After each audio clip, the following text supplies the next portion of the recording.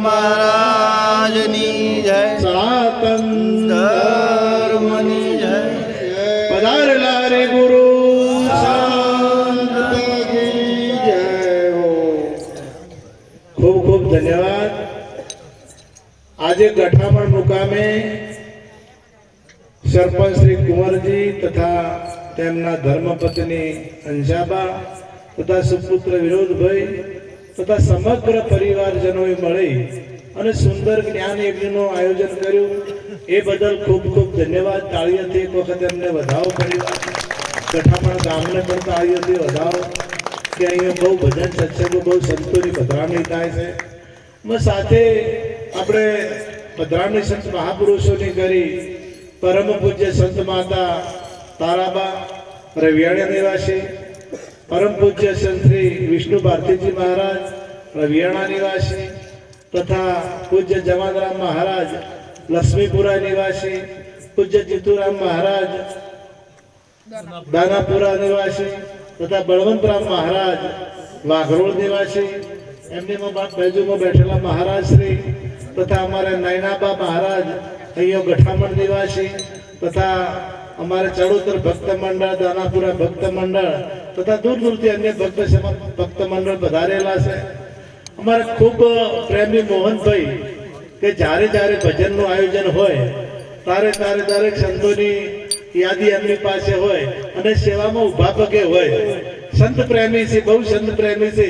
બધા સંતો એમને ઓળખે અને કોઈ પણ ભજન હોય તો એમાં ઊભા જ, કારણ કે સેવાનો એક ભાવ છે ઉત્તમ. સંત મહાપુરુષોએ કીધું કે તનથી, મનથી કે ધનથી તમે કોઈ પણ પ્રકારે જો સંતની સેવા કરો તો એ સેવા અફળ જતી નથી. એટલે સેવાથી જ ભગવાન રીઝે અને ભક્તિનો મહિમા સેવા છે. ભક્તિનો મહિમા સેવા છે. જો સેવા ના હોય તો ભક્તિ નથી. એટલે ભક્તિમાં જે જે સંતો તરી ગયા એ તમામે સેવા કરી છે અને સેવાથી પરમાત્મા રીઝે અને પરમાત્માનો સાક્ષાત્કાર થાય. પરમાત્મા તો બધાને મેળવવા છે, પરમાત્માનો સાક્ષાત્કાર બધાને કરવો છે, પરંતુ પરમાત્માને જાણવાની આપણામાં જિજ્ઞાસા હોય. એડંબાને એમના પૌત્ર બર્બરીકે પૂછ્યું કે મોક્ષ મેળવવો હોય તો શું કરવું પડે? મોક્ષ મેળવવો હોય તો શું કરવું પડે?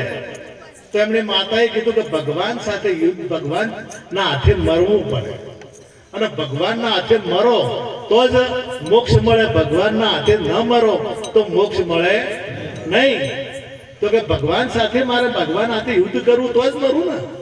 તો ભગવાનની સાથે યુદ્ધ કરવા માટે હથિયારો જોવે, એવા ભગવાનની સામે લડવા માટે એવી શક્તિ જોવે. હવે આપણે ભગવાન સાથે લડવું છે તો કે તું કઈ રીતના લડી શકીશ? ભગવાન સાથે લડવા માટે તારા પાસે શું શક્તિ છે? તો એ સમયમાં એ કૃષ્ણને ભગવાન માનતા હતા. કૃષ્ણ પરમાત્માને એ ભગવાન માનતા હતા. તો કે એ તો બહુ બળવાન છે. એને કીધું કે હું તપ કરીશ અને હથિયારો મેળવીશ અને હથિયારો મેળવીને હું એની સાથે યુદ્ધ કરીશ. આપણે જો કંઈક મેળવવું હોય તો હથિયારોની જરૂર પડે. હથિયાર સિવાય મેળ આવે નહીં. તમે ટીવી સિરિયલ જ જોવો છો કે પેલા યુદ્ધ થતું હોય ને રામનું કે રાવણનું, રામનું થતું હોય, રાવણનું થતું હોય કે પાંડવનું, કૌરવનું થતું હોય, તો જે લડતા હોય ને ઓમ હાથ કરતા પેલા હથિયાર આવી જાય. ઓમ હાથ કરે ને એટલે તરત હથિયાર આવી જાય. એમ તમારે જે સમયે તમે હાથ કરો અને જે પ્રશ્ન ઉત્પન્ન થાય અને એ પ્રશ્નનો જવાબ મળી જાય એનું નામ હથિયાર. તમને જે સમયે પ્રશ્નનો જવાબ, જે પ્રશ્ન થયો છે તમારા જીવનમાં અને એ પ્રશ્ન થાય તો જ તમારો એનો સંશય મટે. અર્જુનજીને કેટલાય પ્રશ્નો થયા છે. અર્જુનને બહુ પ્રશ્નો થયા અને પ્રશ્નો એમને શ્રી કૃષ્ણ પરમાત્માને પૂછ્યા. એ પ્રશ્નો પૂછાશે અને પ્રશ્નનો જવાબ આપ્યો છે તારે એ તમામ સંશયનું નિવારણ થયું. તો આપણા જીવનમાં પ્રશ્ન થવો જોઈએ કે ભગવાન કેવા હશે, પરમાત્મા કેવો રહેતા હશે અને પરમાત્મા શું કરવાથી આવે. હું ક્યાંથી આવ્યો છું, મારે ક્યાં જવું છે અને આ શરીર નહીં હોય ત્યારે હું કઈ જગ્યાએ હોય છે. આ પ્રશ્ન આપણા જીવનમાં આવે તો પ્રશ્ન થાય તો કોક પાસે પૂછવાની ઈચ્છા થાય અને પૂછવાની ઈચ્છા થાય તો આપણને પ્રશ્નનો જવાબ મળે, પણ જિજ્ઞાસા જ ન જાગે તો જિજ્ઞાસા જાગતી નથી તો કોઈ કાળે એનો આ સુરતા ભગવાનને ગોતી રહી છે। શબ્દ વિના સુરતા ઓંધળી કહા કહા કો જાય, દ્વાર ન પાવે શબ્દ કા ફિર ધક્કા ખાય। તો સુરતા આ બધાની પાસે છે, કોઈ સંતોની પાસે એકલાની પાસે આ સુરતા છે એવું નથી, બધાની પાસે છે અને બધાને એ બધાની સુરતા ભગવાનને શોધી રહી છે, પરંતુ ભગવાનને મેળવવા માટે જે કરવું પડે એ કરતા નથી। એટલે તત્વિદ પ્રણિપાતે ન પરિપ્રશ્નેન સેવ્યા ઉપદેક્ષેન્તિ તે જ્ઞાનમ જ્ઞાનીન તત્વદર્શિનમ। હે અર્જુન, તું તત્વજ્ઞાની પુરુષ પાસે જા, તારા તમામે તમામ સંશયનું નિવારણ કરવું હોય તો તત્વજ્ઞાની પુરુષ પાસે જા। અને આપણા જીવનમાં ભક્તિ ના હોય, આપણા જીવનમાં જ્ઞાન ના હોય તો સમજો કે જીવન એળે જ કહેવાય।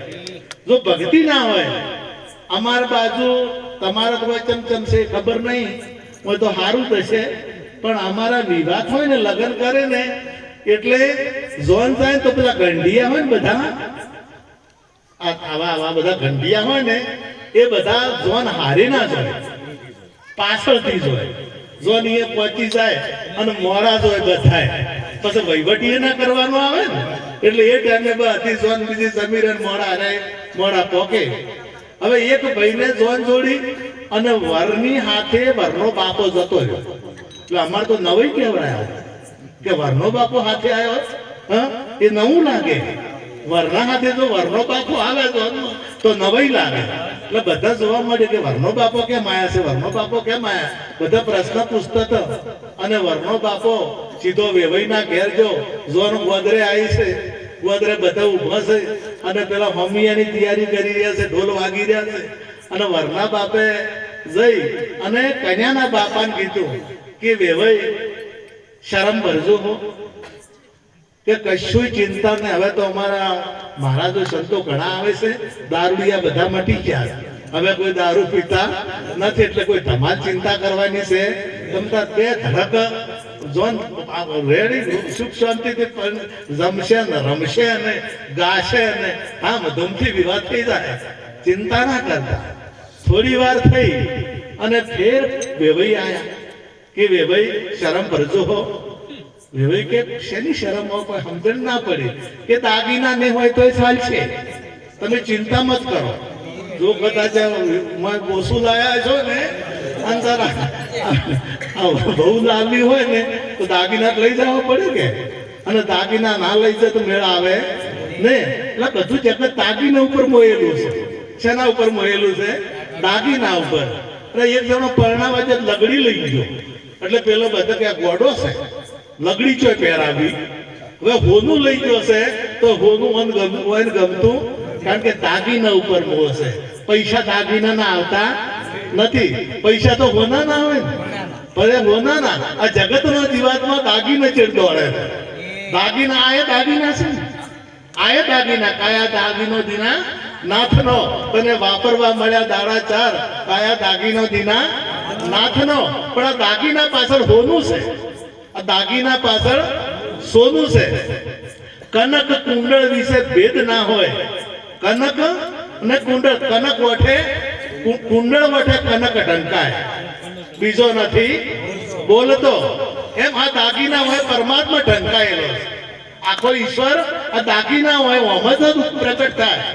આમ તમારે હાહરો ઓમથો થાય કે, અને જમઈએ ઓમથો, દાદોય ઓમથો, અને કાકોય ઓમથો, મોમોય ઓમથો, માહોય ઓમથો, આ તો બધું આ ઓમથું ઓમથું થાય, અને ભગવાને ઓમથો થાય, ભગવાને બીજે તો થાય ને, પણ આ કાકા મોમાનો મહાન ઓમાં હતાઈ ગયો છે, જડતો નથી, આ હંતાઈ ગયો છે, જડતો નથી।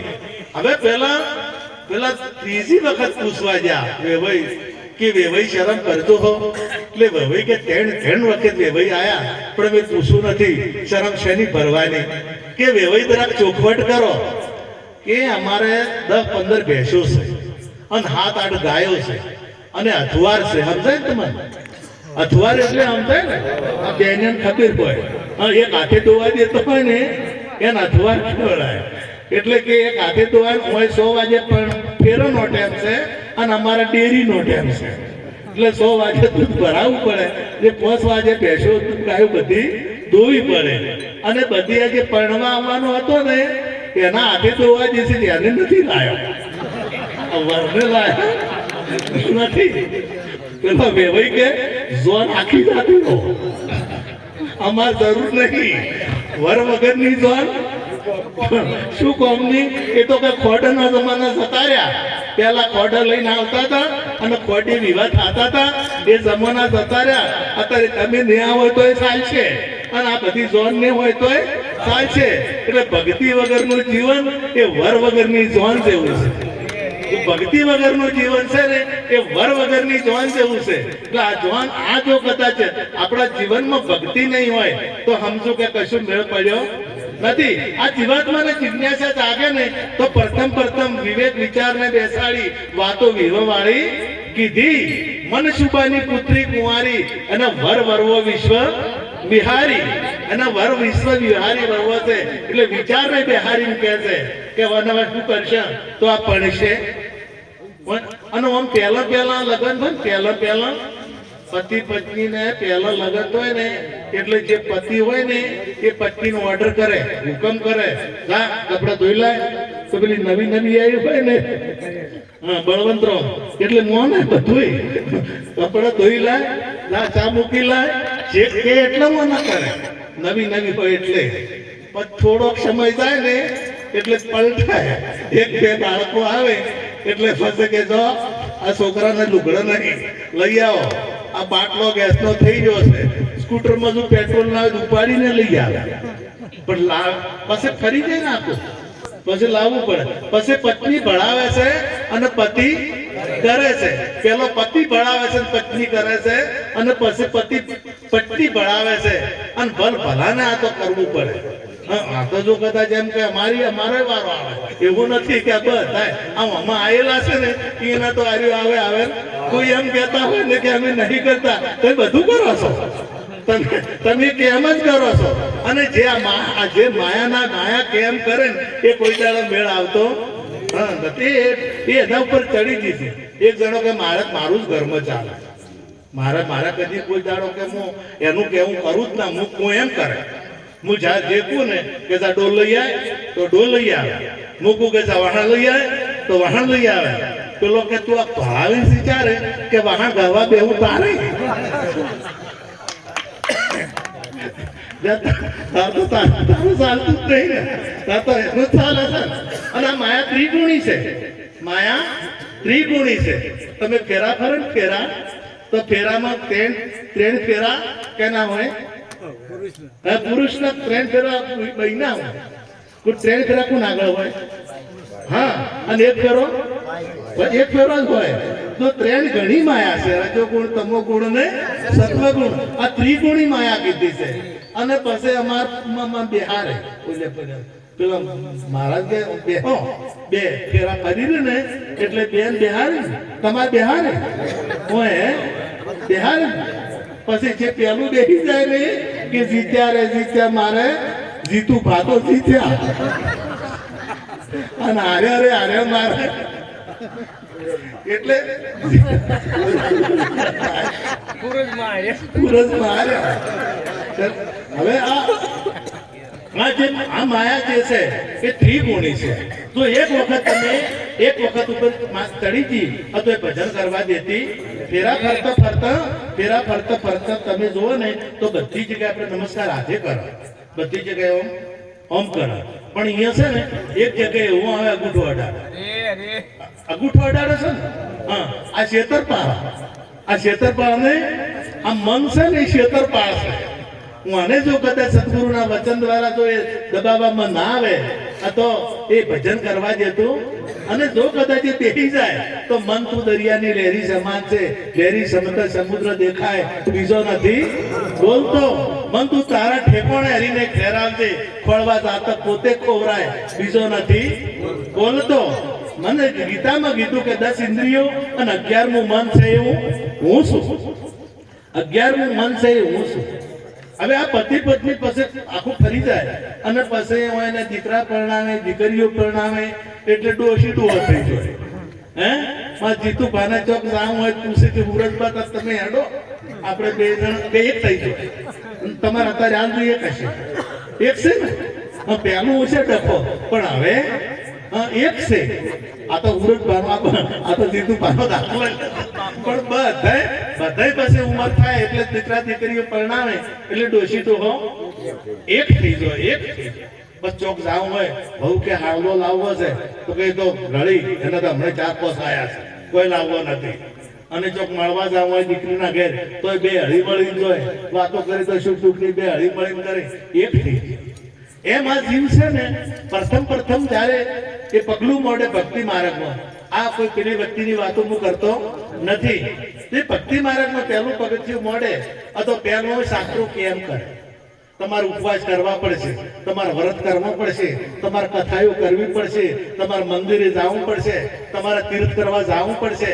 આ બધું શાસ્ત્ર નગરના લોકો ઠગારા રે શબ્દો બોલે છે ન્યારા ન્યારા રે.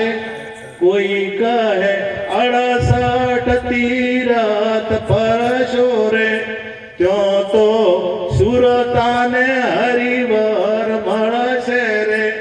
કોઈ કહે દેવ દેરાને નમશો રે ત્યો તો સુરતાને હરિવર મળશે રે. આ બધું કર્યું પણ કોઈ મેળ પડ્યો નહીં. એટલે પછી કીધું કે ચાલો સદગુરુ ચરણે જઈએ જો તો સુરતા ને હરિવર મળશે. અને જ્યારે સુરતા અને શબ્દના વિવાહ થયા ત્યારે સદગુરુ મહારાજ મળ્યા એટલે પછી નક્કી છું ને એટલે પછી ભગવાન દોડવા માંડ્યા. પેલું આ જીવ કહેતો હતો, પેલું આ શાસ્ત્રો કહેતા એટલે ભગવાન કહેતા હતા, એમાં જીવાત્મા કરતો હતો. અને પછી આ મનુષ્ય જેમ કે ને કે મારે મોમેરું ભરવું છે તો ભરવા ભગવાનને દોડવું પડ્યું ને અને કે મારા તીર્થે જવું છે કોણી કોણ ભરશે તો શકુબાઈ થઈ વાલો વહવારું થઈને આવ્યા અને પછી શકુબાઈ ને પોણી ભર્યા. આહુ હાહરાના પગ દબાયા. પેલો શેણ ભગત કે મારા રાજાના વાળ કાપવા નાઈ થઈને જાવું પડ્યું છે. એટલે પછી ભક્ત બન્યા પછી ભક્ત પડાવે અને ભગવાનને દોડવું પડે. પછી તમારે દોડવું પડે એ તો એ કરે. ભજન તો મેરા હરી કરે, મેં તો કરું વિશ્રામ એ કરે. અને પછી આ બે એક થઈ જાય. ભક્ત ને ભગવાન બે જયારે સમજ આવી જાય ત્યારે જ્ઞાન થઈ જાય એટલે આત્મા શું પરમાત્મા એ જુદાપણું રહેતું નથી. એ એક થઈ જાય અને એક થઈ જાય ત્યારે એક થઈ જાય તો તમે જ્યારે સમુદ્રમાં દરિયામાં નદી મળી જાય એટલે પછી નદી નામ મટી જાય. બિંદુ જ્યારે સિંધુમાં મળી જાય તો બિંદુ નામ મટી જાય. એમ આ જીવાત્મા પછી જીવાત્મા મટી જાય અને શિવ થઈ જાય અને એ તમારું સ્વરૂપ થઈ જાય. અને તમે ભગવાન બે પછી જુદા રહેતા નથી. અને એ જ્ઞાન માટે આપણે સદગુરુ મહારાજની પાસે જવું. એ માટે સદગુરુ મહારાજ બર્બરીકને પછી એને તપ કર્યું અને આયુધો પ્રગટ કર્યા અને એવી શક્તિ મેળવી કે ભગવાન સાથે હું લડી શકું. એમ આપણે તપ તો કરવું પડે પણ જંગલમાં જઈને તપ કરવાની જરૂર નથી. એક પગે લટકી રહેવાની જરૂર નથી અને કપડા બદલવાની પણ જરૂર નથી. તમે જે જગ્યાએ છો તમે આ એક તમારું તપ છે, આ પણ એક તમારું તપ છે. તમે પ્રતિજ્ઞાનું પાલન કરો એ પણ તમારું તપ છે. તમે સદગુરુ મહારાજના શરણે જવા માટે જે કોઈ મહેનત કરો એ બધું તમારું તપ છે. તમે પૈસા મેળવવા માટે નોકરી કરો ને એ તમારું તપ છે. એમ પરમાત્માનો સાક્ષાત્કાર કરવા માટે તમે જે કરો એ બધું તપ છે. અને એ તે પહોંચી ગયા પછી સદગુરુ મહારાજ પહોંચ્યા પછી એ સદગુરુ મહારાજ ચિંતા કરે, તમારે ચિંતા કરવાની જરૂર રહે પણ સમર્પિત થવું પડે. ગીતામાં કીધું સર્વ ધર્મ પરિત્યાજ્ય મામેકમ શરણમ વર્જત અહમ ત્વા સર્વ પાપેભ્યો મોક્ષામિ શુચઃ. હે અર્જુન, બધા ધર્મો છોડીને તું મારા શરણે આવ, હું તને બધા પાપોમાંથી મુક્ત કરીશ. ડોક્ટર પાસે ઓપરેશન કરાવવું હોય તો શરણે જવું પડે કે ના જવું પડે? શરણે થવું પડે ને. સહી કરવી પડે કે હું મરી જઉં તો તમારી જવાબદારી, તમારી જવાબદારી નહીં. મને કોઈ પણ થાય તો મારી જવાબદારી નહીં. અને ઓપરેશન કરતા પછી બે ફોન હોત તમે તો તો ડોક્ટર તારે રોગ કાઢે, બે ફોન કરીને રોગ કાઢે કે એ ભોનમાં તારે બે ફોન કરે તાર રોગ જાય. એટલે આ ગુરુ મહારાજ બે ફોન કરે કે સદગુરુ મહારાજના ચરણે જા. આ ભોન જે છે ને બધું આ દેખાવાનું ભોન છે એ મટાડી નાખે. આ જે છે તમને જે અત્યારે જોઈ રહ્યા છો ને એ ભોન ના રહે. તમને આ બધું દેખાવાનું બંધ થઈ જાય. આ મંડપ દેખાવાનું બંધ થઈ જાય. આ માઇક દેખાવાનું બંધ થઈ જાય. આ પેટી વાગતી નથી એવું નક્કી થાય. આ ગોદડું કોમ આવતું નથી એવું નક્કી થાય. અને એ નક્કી થાય અને એ ભણ ભૂલી જાય તારે પછી અને આ પેલો રોગ જાય. અને એ સિવાય રોગને સદગુરુ મહારાજ એવત મને બે ફોન કરી અને પછી પરમાત્માના શાસન કરે. તમે જુઓ, આપણે બે વસ્તુ લેવા જાશો, હાકર લેવા જા તો હાકર લખેલી હોય બોર્ડ ઉપર, પછી આપણે બોલતા જતા હાકર કરતા જતા તો એ હાકર તમે આખો દાડો બોલો તો મોઢું બેઠું થાય. અને પેલી લખેલી છે એ વાંચો તો એ મોઢું મીઠું થાય. અને હવે તમે બોલો છો અહીંયા જુદું છે, તમે વાંચો છો અહીંયા જુદું છે, અને જે મોઢું મેઠું કરવા વાળું છે ને એ ત્રીજી જગ્યાએ પડ્યું છે. એ ત્રીજી જગ્યાએ પડ્યું છે. તમે બોલો એનાથી મોઢું મેઠું થતું નથી. આ તો એક કેદી નાહી ગયો, કેદી પોલીસ સ્ટેશન માંથી એક કેદી નાહી ગયો. હવે કેદી નાહી ગયો ને એટલે કેદીનો ફોટો હતો પોલીસ સ્ટેશન જેલમાં, સજા થયેલી હતી. જેલરભાઈ એનો ફોટો હતો. પછી એનું નામે હતું, એના ગોમનું નામે હતું કે ફલાણા ગોમનો આ ચોર આ કેદી છે અને ફલાણા એના બાપનું નામ આ છે અને આ ગોમનો છે. હવે એના પાસે ફોટો હતો પણ પેલો નહીં. તો સરકાર ચલાવે ફોટો ને નોમ ને સરનામું બધું તો જોવે તો ઓરિજિનલ. અંદર આપણ કેમ ચલાવે છે? આપણે ભગવાનનો ફોટો અને આપણે ભગવાનનું નામ ભગવાન જોઈ છે. આપણે માતાજીનો ફોટો અને માતાજીનું નામ માતાજી જોઈ છે. હે માતાજી જોઈ છે. તમે આ કોઈ દાડો વિચાર થયો છે કે તમને કોઈ દાડો તમે કાયમી જે નામ લઈ રહ્યો છો, કાયમી તમે બોલી રહ્યા છો, તો કોઈ દાડો વિચાર કર્યો કે ફોટા વાળો જોઈ છે? આપણે હું રામ રામ બોલું છું એ રોઈ જોઈ છે? આ હું કૃષ્ણ કૃષ્ણ હું જે કહી રહ્યો છું એ કઈ જગ્યાએ છે? આ જેનો હું ફોટો અહીં ફરું, આપણે ભવ લાગે ફોટા ચાલે ના ચાલે? હે આપણે છોકરાનો પરિણામ હશે તો પેલા હારા મારી હિરોઈન નો ફોટો લાવવાનો આ તો મેળ આવે?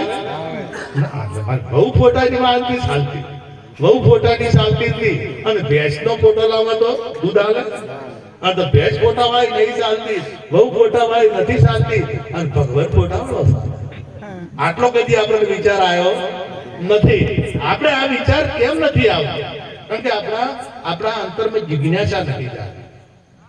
અને એને જ્યારે જિજ્ઞાસા જાગે તો જ મેળ આવે. જિજ્ઞાસા જાગે તો જ સદગુરુ મહારાજની પાસે જવાય. અને જ્યારે ગુરુ મહારાજ પાસે જવરાય એટલે ભાઈ પ્રીતમ સાહેબે તો કીધું છે કે માથું આલ્યા વગર મેળ પડતો નથી. પ્રથમ પહેલા મસ્તક મૂકી અને ભરતી લેવું નામ જો ને. આ પેલા તૈયાર છો અને ગદરીક તૈયાર છો, તબ કરીને તૈયાર થઈ અને કે હવે મારે લડવા જ આવું છે. એની માએ કીધું કે જે બાજુ આરે એ બાજુ તું જાજે. એને ખબર કે મારા તો પોસ જ છે અને પેલા હોશ છે એટલે કે પોસ હારવાના જ છે. કે કૃષ્ણ ખબર પડી તો કૃષ્ણ હમે બ્રાહ્મણ નું રૂપ લઈ અને હમે આવી અને કીધું કે ક્યાં જાય છે? કે હું યુદ્ધ કરવા જાઉં છું. કે કઈ બાજુ યુદ્ધ કરીએ? કે જે હારશે ને એના હમે યુદ્ધ કરીશ. કૃષ્ણ કે તકલીફ થઈ, હારવાના તો પેલા છે. કૃષ્ણ તો ખબર જ નથી કે કોણ હારવાનું છે. અને એમ તારા એને તો બધી ખબર જ છે. પરમાત્માને બધી શું થવાનું છે એ બધી ખબર જ છે. તો કે તું આ તો ઘણી મોટી સેના છે, 11 અક્ષરની સેના છે. અને એમાં એક બીજી વાત મને યાદ આવી. 11 અક્ષરની સેના આવી ને વાત આવી એટલે મને એક વાત યાદ આવી હતી કે મહાભારતનું જ્યારે યુદ્ધ અમે ગોઠવાઈ, એક બાજુ 11 અક્ષરની સેના, એક બાજુ 7 અક્ષરની સેના. અને આ જે વાત કૃષ્ણ પરમાત્મા ની હોમે અર્જુન જે હથિયાર મૂકી અને શરણમ જતા રહ્યા એ જે સંવાદ છો એ સંવાદ સંજય વાપરતો હતો અને સંજય ધૃતરાષ્ટ્રને કહેતો હતો. સંજય વાપરી અને ધૃતરાષ્ટ્રના વર્ણન કરી રહ્યા હતા. તો ટીવી છે તારે વગર કારણ કે ટીવી દર્શન દૂરદર્શન નો અર્થ ટીવી થાય અને એ દૂરદર્શન થી આ સંતો પાસે દૂરદર્શન છે અને સંતને દૂરદર્શી કીધો અને દૂરદર્શન વગર એ શક્ય નતું. દૂરદર્શન હોય ત્યારે તમારું મને કદાચ વણેલ છે આ ટીવી નથી અને હું આ જે સમાચાર ચાલે છે કે પિક્ચર ચાલતું હોય કે હું હોય કે ના હોય અહીંયા હોય ને પણ ટીવી વગર દેખાય કારણ કે વાતાવરણમાં છે વાતાવરણ બધે છે એમાં જે પિક્ચરમાં જે રમતું હોય બધું હું રમે છે હું સમાચાર બોલી દે છે પણ એના માટે ટીવી એન્ટીના પાવર જોવે. આ ટ્રેનિંગનું ના હોય ને તો એ દેખાય. હા હવે તો પેલી ડીશો આવી છે અને મારો કહેવાનો મતલબ કે લાઇટે જોવે પાવરે જોવે ટીવીએ જોવે સાધને જોવે અને પેલું જે પકડવા